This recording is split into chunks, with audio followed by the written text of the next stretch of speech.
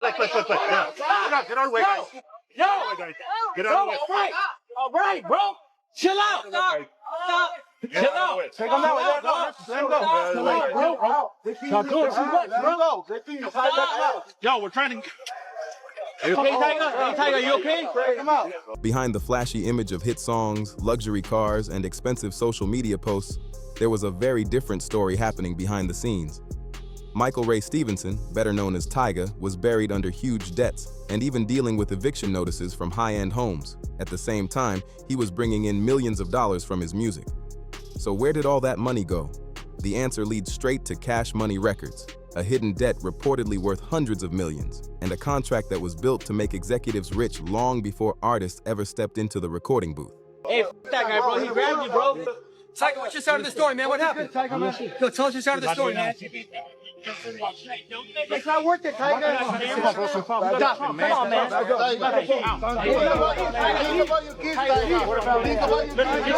You a good guy, bro. You a good guy, bro. To understand how Tyga's money seemed to disappear, you have to look at how Cash Money Records was set up from the very beginning. The business model was designed to keep most of the money flowing to the people at the top.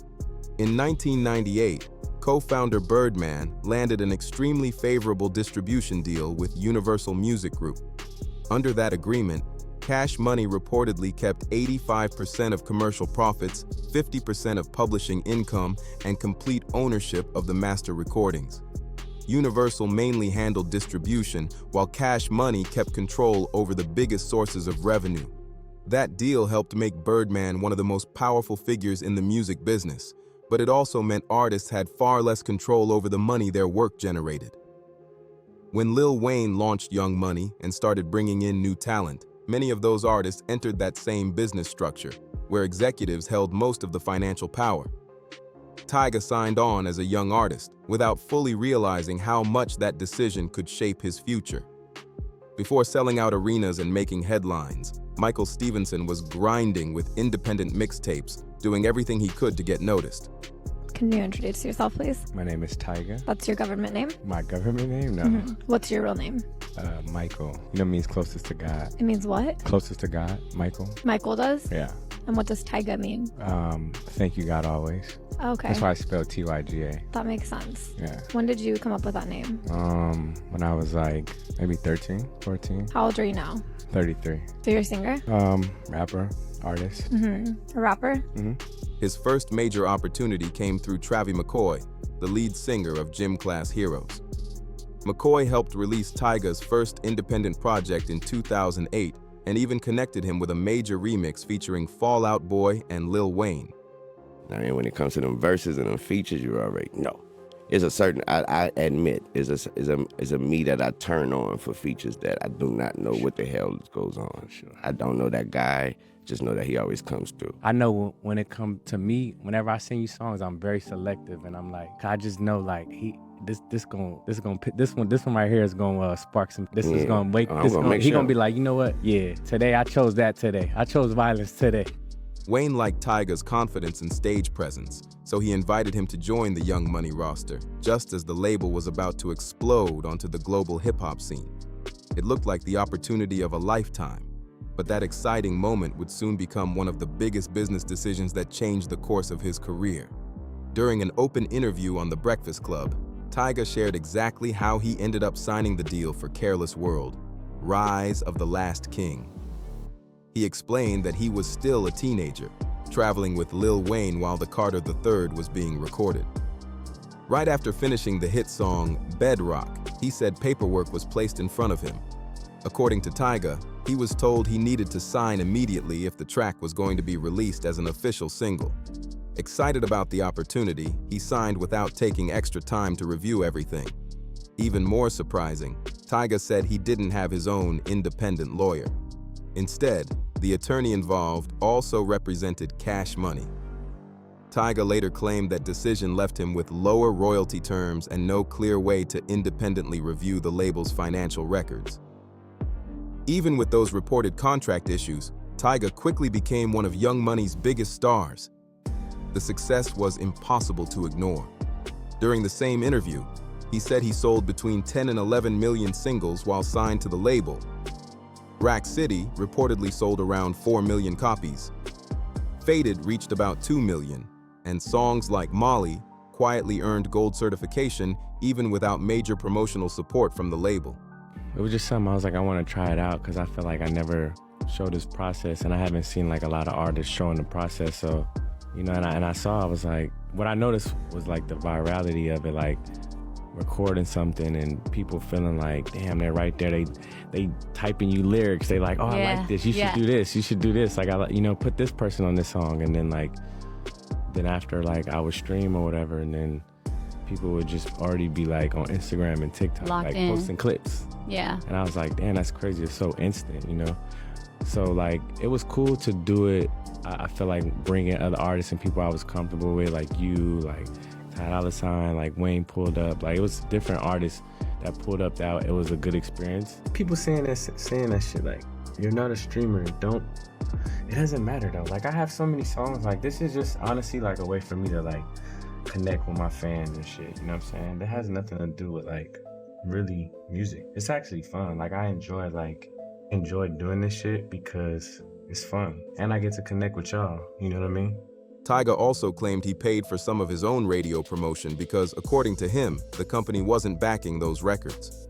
Despite all that success, he said he never received a back-end royalty payment from 2009 forward and estimated he was owed somewhere between $12 million and $15 million.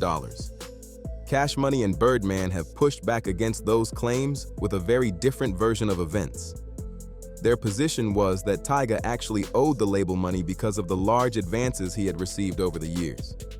They argued that while his hit singles generated strong numbers, his albums did not earn enough to fully recoup those advances under the terms of his agreement. Whatever the full financial picture may have been, Tyga's personal money problems became impossible to ignore.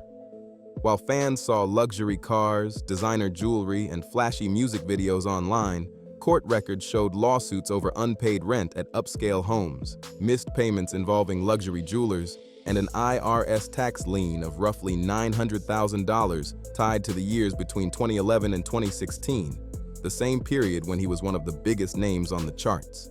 No haters, no money, right? I think you get used to like navigating, you know what I'm saying? Like, when you've been doing it for so long, it don't even really, you know, get to you. I mean, you bypass that, like. Yeah, you just, I don't really even see all that stuff. I just focus on like, I'm really like zoomed in on what I'm doing, or like, you know what I mean? By the end of 2014, Tyga had reached his limit. His fourth studio album, the gold album 18th Dynasty, with Kanye West serving as executive producer, was finished and ready to go. But according to Tyga, Cash Money still wouldn't give the project an official release date, leaving it stuck on the shelf. On October 10th, 2014, he went to Twitter and told fans that his album was being held hostage, even warning that he might leak it himself. Not long after, he sat down with Vibe magazine and shocked the music world. He openly admitted he didn't get along with Nicki Minaj and called Drake fake. To many people, it looked like a complete public breakdown.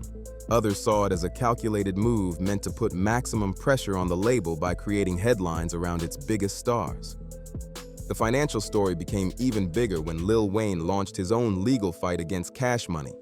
Wayne filed a $51 million lawsuit against the label, and alongside that dispute, his legal team also sued Universal Music Group for $40 million. The court filings drew attention to a reported $100 million advance that Universal had provided to Cash Money to support the label's business. According to the allegations made in those filings, an agreement allowed money generated by certain artists, including Lil Wayne, Drake, Nicki Minaj, and Tyga, to be used toward paying back that advance. The filings claimed that revenue connected to Wayne and his roster was being directed toward that obligation. If those allegations accurately reflected how the deal worked, it would explain why artists like Tyga believed millions of dollars never reached them, even while their music continued bringing in huge revenue. Rather than spend years locked in courtroom battles, Tyga chose a different path. In 2016, he officially bought his way out of his Cash Money contract. He later said that even though he believed he was owed well over $10 million, he still had to pay the label around $1 million from his own pocket just to walk away. What's the relationship with Young Money? Is there a relationship or? I'm cool with Wayne. I'm cool with Mac. As you see, like this album is basically like I start off the album with like a tribute to Wayne. You know, people be like light skinned Lil Wayne. Like, why is he calling himself light skinned Lil Wayne? But it's a tribute. Like Wayne signed me when I was 17, 18. So this is like a tribute to him. Even like the cover, like it's just, you know what I mean? Like During an interview with Charlemagne the God, Tyga explained why he didn't aggressively chase the larger amount through the courts. He said he didn't want to add more legal drama while Lil Wayne was already fighting his own lengthy case, and that he wanted Wayne to receive what he believed he deserved. Cause like you said, like, man, you gotta show people how much you appreciate them, and you gotta really, especially if it's people that inspired you. Yeah. You know what I'm saying? Like we can't wait for people to be gone or like, or be distracted by everything else going on to not show people that love, you know? And like you said, like we have to show that love right now. So I'm yeah, you know, so I try to find those songs that you just know, you know what I'm saying? I think me featuring on someone's song and killing the verse is just as sure as this man putting a hit out, a crazy single. That is just as sure as that, man. For real. What Snoop said, these motherfuckers right here, we don't miss, man. Tyga did file a lawsuit seeking about $1 million in unpaid royalties in 2018, but the case was later dismissed in 2019 as he shifted his focus toward the next stage of his career. Even while dealing with all the business drama, Tyga poured those frustrations into his music. Tyga, that nigga. I'm sorry. That nigga Tyga, I can't believe y'all made him that famous for that long. Like, he had a run. I'll admit I fucked with some of the Tyga songs, like dead ass, but out of nowhere, he was on every LA song for like the coolest 3 years, really 4. Before leaving the label, he released 40 Mil, using the song to question the image of loyalty and family that surrounded Young Money while making it clear he wanted financial success, not just fame. Then, in May 2016, he released Cash Money, taking direct aim at his former label. The track sampled Juvenile's classic 1998 hit, Back That Ass Up, turning one of Cash Money's most recognizable sounds into a message about his own experience. In the song, he rapped about not getting paid and even gave Lil Wayne a shout-out. Many people in the hip-hop world respected the fact that Tyga was willing to accept a major financial loss if it meant gaining his independence. Pusha T even referenced that decision on MFTR, praising Tyga for walking away from a deal he viewed as unfair. Life after Cash Money wasn't an overnight comeback. When Tyga released the Gold album independently on Spotify in 2015, the project struggled and sold only a small number of copies at first. But instead of giving up, he kept pushing forward. In 2016, Kanye West officially welcomed him to Good Music during a surprise pop-up event in New York, giving Tyga a fresh opportunity to rebuild his career. This time, Tyga had something he didn't have before, a much better understanding of the music business. He stayed focused and kept moving independently until 2018, when everything changed.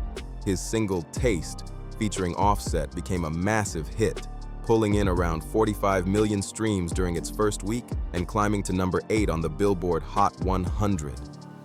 He followed that success with Dip, featuring Nicki Minaj, showing he could still make chart-topping records without relying on the same label system that once held him back. That momentum helped him land a reported multi-million-dollar deal with Columbia Records in October 2019, proving that a second chance was possible. Tyga's journey is a powerful reminder that talent alone isn't enough in the music industry. Understanding contracts, ownership, and the business behind the scenes can be just as important as making hit songs. What do you think? Was Tyga treated unfairly, or do you think both sides share responsibility for what happened? Let us know your thoughts in the comments below. And if you enjoyed this breakdown, don't forget to like the video, subscribe to the channel, and turn on notifications so you never miss the next deep dive into the biggest stories in music. Don't do it. Please, I beg you. Tyga, don't do it. It's not worth it. You worth more than that, Tyga. Please. Please, Tyga. Ain't no fucking please, nigga. Stop that shit. Some real shit right now. Take your fucking cameras off of some real shit. Stop that shit. Take it. Turn it off. Seriously. Yeah, turn it off. Just turn it off. Walk away, guys.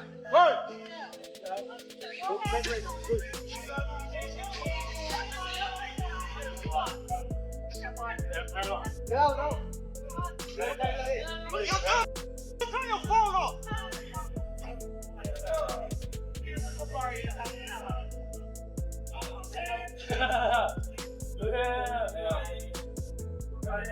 Alabama so burnt out, bro. The crazy part is like I appreciate it if she say something. Just do your little beefs. Yeah. Drop y'all diss songs. Keep me out of that. But that's shit. my thing. Is like moving around. Turn you to a liar. You must be saying this. To a nigga like Don't me. tie me to nothing.